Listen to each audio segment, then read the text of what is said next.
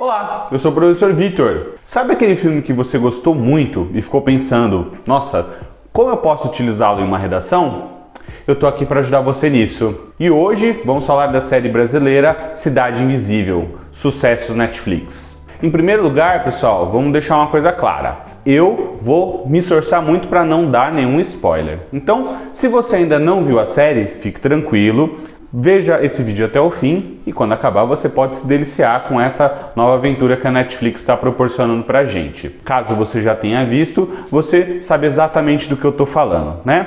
Primeira coisa que a gente precisa falar é que essa série tem aí o carimbo do Carlos Saldanha. Tenho certeza que você já viu algumas animações dele. Por exemplo, os filmes aí Rio ou então A Era do Gelo, todos têm a caneta do Carlos Saldanha, que resolve produzir uma série totalmente nacional agora, contando com nomes famosos da TV brasileira, como o ator Marcos Pigossi, a Alessandra Negrini, o Fábio Lago, o José Dumont, entre outros. A série é composta por 7 episódios, todos eles aí durando entre 20 e 30 minutos. Então, é uma série que você vê de maneira leve, de maneira rápida, tudo bem?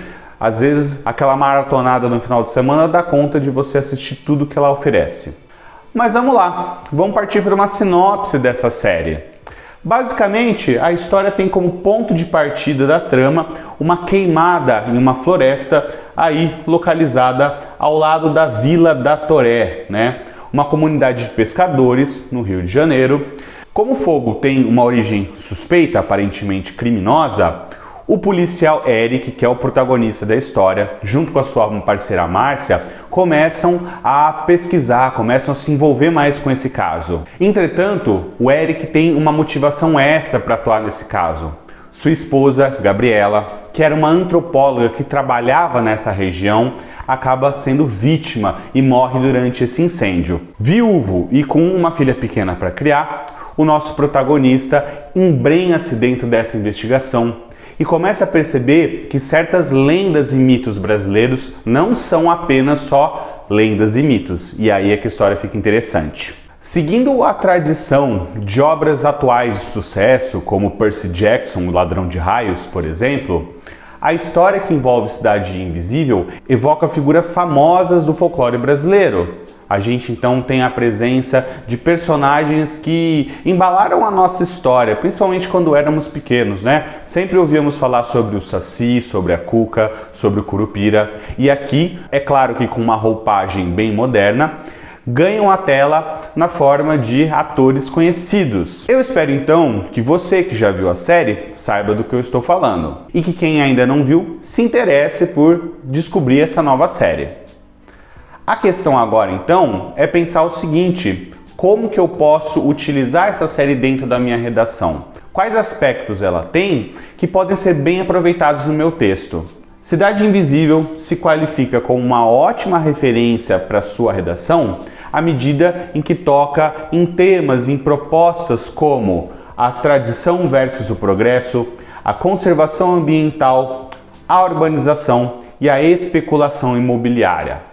Mesmo que agindo como pano de fundo da história, todas essas questões são muito bem desenvolvidas ao longo da trama e elas podem ser utilizadas como elementos que podem explicitar uma opinião que você esteja defendendo, que podem servir como exemplo de como a cultura hoje trata essas questões dentro do seu espaço. Ou seja, é um prato cheio para você trazer algo que você gosta junto com algo que você precisa, que é escrever um texto legal e passar no vestibular. Tudo bem? Vamos observar então como que a série traz isso, como que a série toca nesses temas. A série toca nesse ponto ao, por exemplo, incorporar na trama a luta de um grupo de pescadores que quer que a sua ilha, a sua região, seja reconhecida como uma área de proteção ambiental.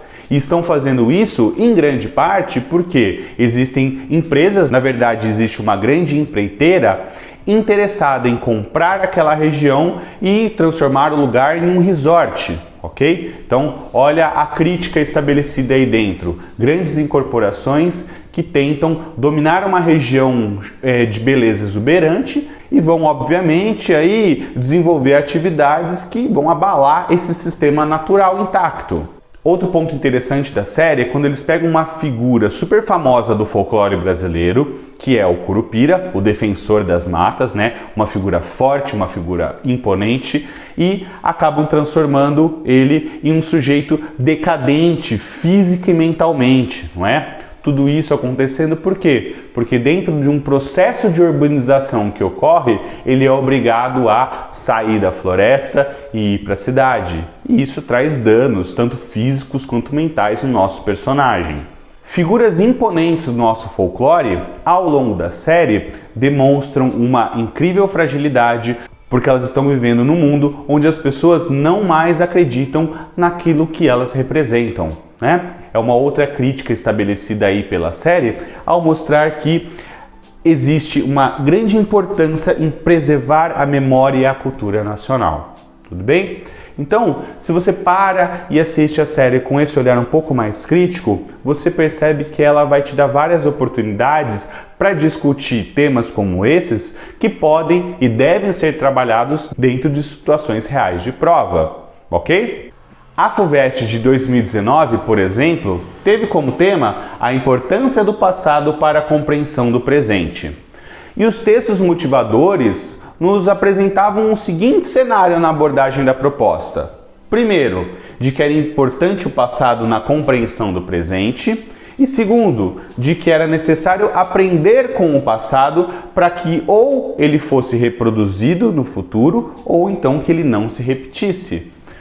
O que essa proposta tem a ver com Cidade Invisível? Ora, Cidade Invisível corrobora a visão da coletânea, lembrando o espectador o tempo todo a importância da tradição e mostrando para nós quais são os perigos do esquecimento, ok? Então você poderia muito bem colocar esses pontos relativos ao Cidade Invisível dentro da FUVEST 2019, por exemplo. Tenho certeza que haveria um diferencial na sua abordagem. Já na prova da FGV de 2018, o tema em questão era Presente e Futuro dos Direitos Humanos. A banca esperava, nesse caso, que o candidato reconhecesse que no nosso país há descasos que não podem acontecer em relação aos direitos inalienáveis das pessoas. Além disso, a banca também gostaria que o aluno destacasse algumas violações que provocariam vergonha tanto externamente quanto internamente em nosso país, ok? Nesse caso, Cidade Invisível traz uma boa denúncia social, uma boa crítica sobre eventos que não podem acontecer, eventos que ferem os direitos humanos. Por exemplo, grandes empreiteiras que, de maneira até mesmo violenta, forçam pessoas comuns a entregarem as suas terras em troca de valores que nem sempre são compensatórios. A própria violação ao meio ambiente também entra nessa categoria de direitos humanos. Portanto, exemplos como esses mostrados em Cidade Invisível são perfeitamente plausíveis dentro